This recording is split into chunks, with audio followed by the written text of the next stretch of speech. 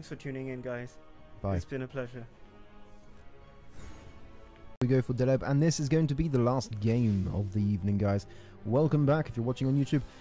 My name is Kal-Azaar, and I'm joined today by Hectoring. This is a live game that Hectoring is playing against a challenge from ocean002. Hectoring, how are you doing? I'm good, thanks, Asa. It's nice to be here. I'm starting again with the lava spawn. You can see why people are saying that it needs to be nerfed.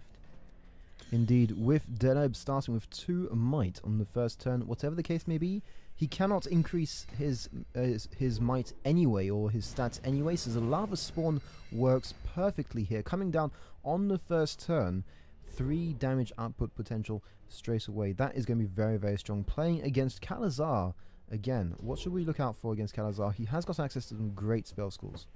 Yeah, so, I mean, there's a lot of potential in Kal-Azaar. Especially since he's got the direct damage ability that's similar to Namtaru in some ways. Right, what am I going to do here? I guess I might be able to... Well, he's got a potential for bloaters, but then he'll have to Well, you do have a good hand though, to be honest. You've got loads of 2 creatures, 1 Juggernaut, and even a Hellfire Maniac coming in through later. It's a good hand. Yeah, I mean, the question is whether I play the second hatching breeder here or play it on a different row.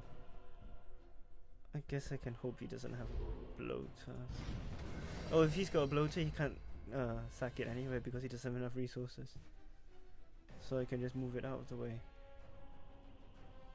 Well, so far you're going very aggressively. What's the goal for Deleb? Is it to go aggressively? Is it to try and take out the enemy hero fast? Or is it to gain the board control? Or well, even in an aggressive deck, you need the ability to gain the board control in the first few turns, which are really critical. So the idea is that either you're dealing damage or you're gaining lots of advantage through unfavorable trades. If you can see what I mean. Yeah, absolutely. Well, Call of the Void does come out, and this may give you the opportunity of starting to deal some damage to Kal-Azaar indirectly. But then again, if you're going to go on the aggressive rush route, you may want to play the Juggernaut. It's hard to tell. And then again, you might just want to play 1 2 cost and 1 1 cost creature just to try and get as much board control as possible. Yeah, I mean, Kal-Azaar doesn't have any AoE until 5 resources. Until you get to the Arcaf's Wrath. Yeah, so that might be a good shout actually. I mean, here what I can do is I can move my lava spawn away, use the fire burst to kill his own creature, and then just play this to make it quite hard for him to block anything, really. Well, the board control is most definitely yours. He's only got 1 small creature, token creature for the moment on the board.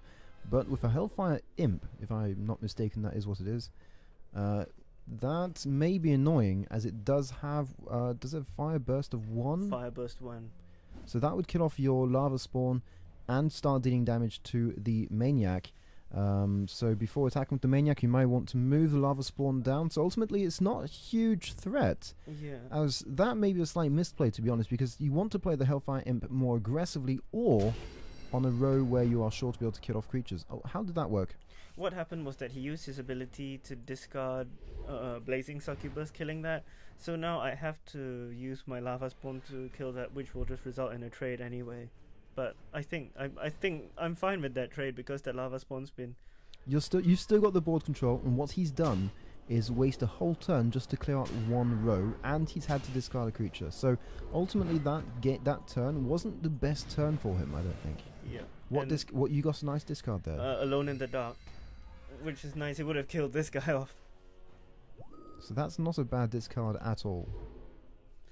No, and then, I mean, once you get to this point in the game, because Deleb's 3/2/2 in this build, you can start using her ability quite aggressively as well if you've still got cards in hand. So next turn I could play a Caller of the Void, sacrifice Chaos Lacerator to get another Maniac Taskmaster, getting 2 discards in 1 turn. Yeah, so that could definitely be nice. Well, everything will come down to what he will be playing in this turn. 1 Sweating Breeder. So I think the idea of Kal-Azaar I've tried it with Garant before, is to use these kind of magic channelers to allow you to get time jump and so on. Okay. Yeah. Well, we'll see how it turns out, but for the moment you are definitely in the lead here with a great board advantage, with quite a few good creatures coming in soon. I mean, turn 6 is upon you, and that's 6 resources, that's 1 Thrall, or 1 Call of the Void if you want to, so all that indirect damage can start coming through, and he's already down to 12 health points. So... yeah, so what I can do here is I can play the Thrall, just in case he starts killing off your own creatures. then I can burst the Ooh. Lacerator for 1 damage, and then I can sack that for to discard the Arcas Wrath that he's been hiding all game. Very nicely played indeed. That was an impressive play. That's not bad at all. I hadn't seen that coming at all, and using Deleb's ability enabled you to discard a creature, kill off a creature and play another demon creature at the same time. Is that it? Yeah, so the reason... so if I could play Call of the Void and then sack the Lacerator to get the Taskmaster into play, which I couldn't do with the Thrall because it was taking up all the spaces.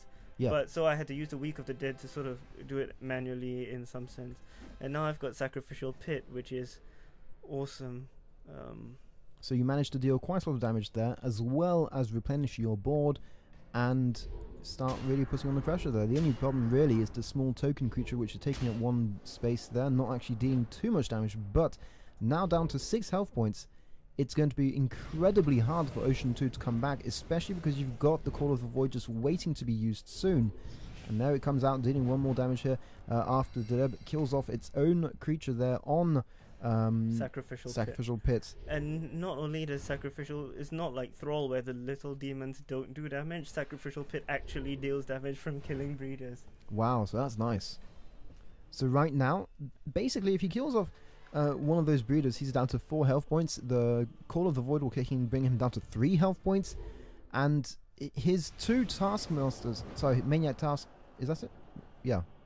Is that a Maniac Taskmaster? Oh yeah, that's a Maniac Taskmaster. Are dealing 3 anyway, so that's a lot of damage coming through. He's now down to 3 health points. Yeah, and this is very close. And I've got the Bound Succubus, so I mean, all I have to do is... so there we go. This is going to be GG, guys, I think, with Hectoring here taking away the game from ocean002 and bringing the score. I believe this is the 4th game against Ocean, and that's 2-all, if I'm not mistaken, against Ocean. You won the first one, he caught up, he then beat you, and you won the last one, if I'm not mistaken. But that is it, guys. If you're watching us on YouTube, thanks for tuning in.